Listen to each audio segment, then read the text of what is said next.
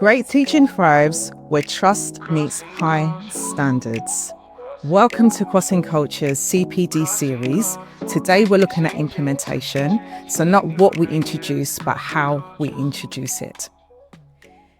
Strong implementation follows a clear, evidence-based process. In this video, we'll explore the 4 phases of implementation, including where research evidence guides our decisions, and apply them to a classroom scenario.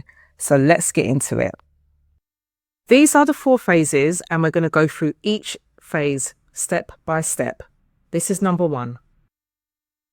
Exploring your idea. You have to start off with the problem. You need to find evidence to diagnose that this problem is worth solving. There's enough evidence to show that there's a need for this idea. And you must do this before jumping to solutions. Some of the questions that you should ask yourself during this stage: what exactly is the problem and how do we solve it? What evidence supports this as a priority? And do we know what causes the issue? What approaches have been effective elsewhere, and do we have capacity to implement this well? Some of the tips that you should also consider during this time is solution chasing. Now we're moving to phase 2, which is preparing. So you need to design the implementation process with clarity and intention. Once the solution is chosen, leaders prepare the plan that will bring it to life. Some of the questions to consider during this stage: what activities need to happen first? What training or CPD is required? How will we support staff during the process, and what challenges might we face, and how will we address them? How will we measure progress? Leadership tip: use an implementation map as a simple 1-page visual overview of your plan. Phase 3, implement the plan with support, adaptation, and monitoring. Delivery is where the support becomes visible, but it must be supported, not left to chance. Some of the guiding questions for this phase: are staff confident in what they need to know? Are we providing enough coaching or modeling? What early signs show that practice is improving? Do we need to adjust the pace or support? Is communication clear and ongoing? Tip: delivery is not the same as launch. Support and coaching are the engines of effective delivery. Now we're at phase 4. This is sustain.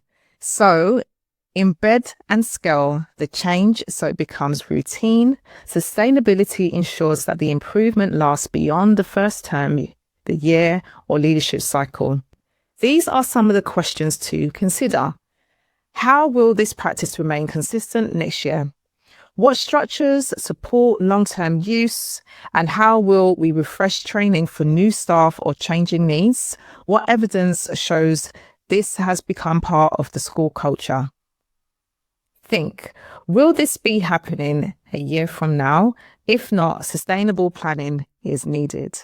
So now that we've gone through the 4 phases recommended by the EEF, we're now going to look at a real classroom scenario. So let me read it out to you. We've decided to introduce a new hands-up cold calling routine across the school. We know it improves equity, engagement, and retrieval, but introducing a strategy is the only first step. The real challenge is helping teachers make it work in the classroom. So let's look at how we can use this scenario using the 4 phases, and we'll start off with explore. First, we explore the problem. We notice that participation is uneven, and some students dominate, others avoid answering. Here is what research evidence comes in.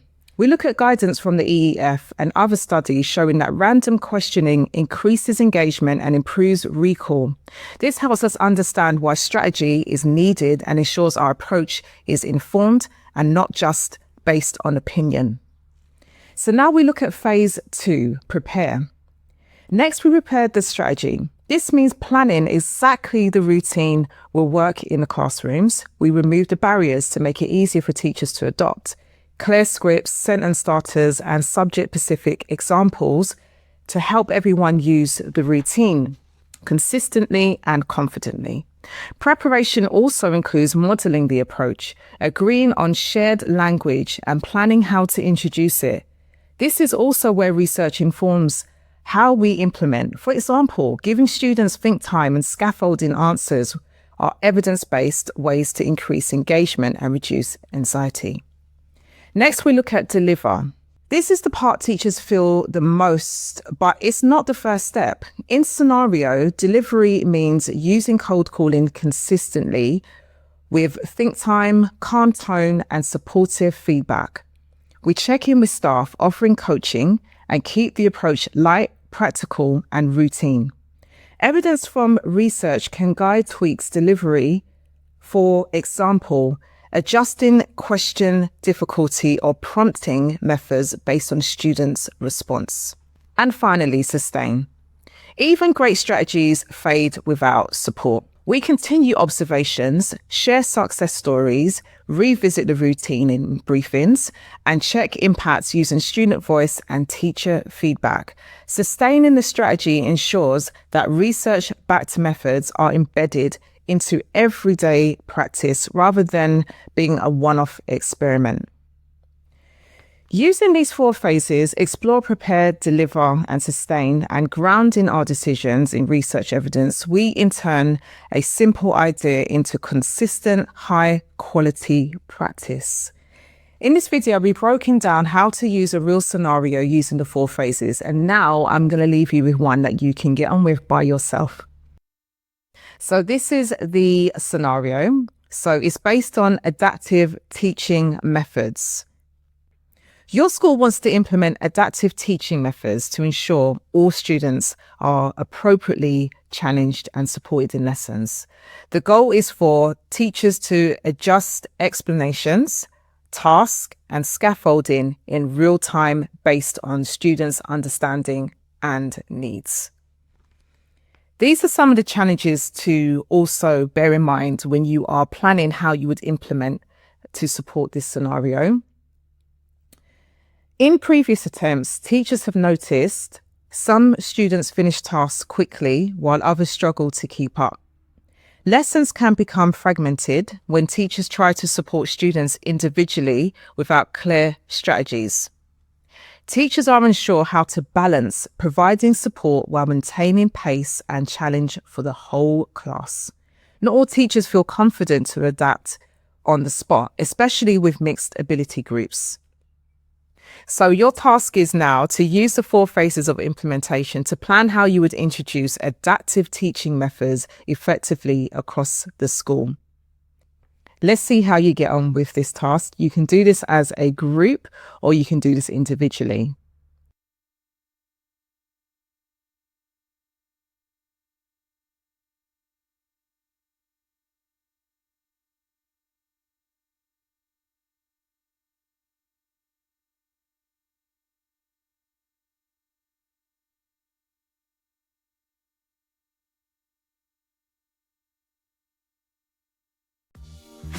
These are the possible solutions for this scenario.